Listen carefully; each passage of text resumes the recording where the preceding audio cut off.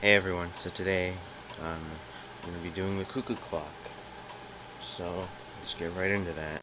Alright, so this cuckoo clock is one that I bought at an antique store a few years ago for $30.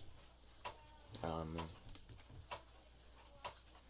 it was very, like, not really working, but it I did accidentally break the hour hand and minute hand, but so I need to get some new hands for this, but I just need to figure out how they could fit.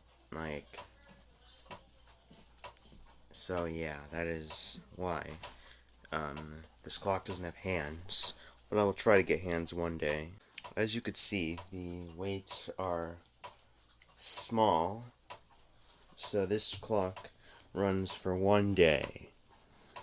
It doesn't work right now, but as you can see, the chains are also very rusty. I need to get some new chains, like, for it, like, and I need to have this clock fixed.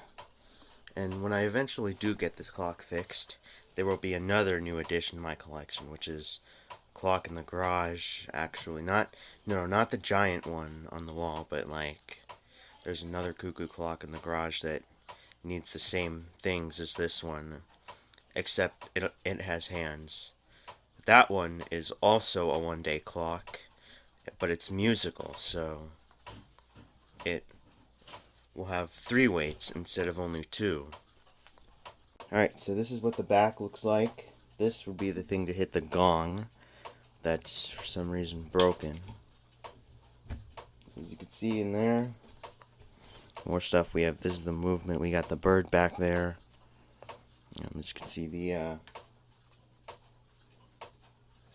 so this is the movement. And now the gong. So this right here is the gong. It's kind of stretched out a little bit. Don't know why, but I don't think that's a good thing. So yeah. Alright, that concludes this video. Um, hope you enjoyed, and see you next time.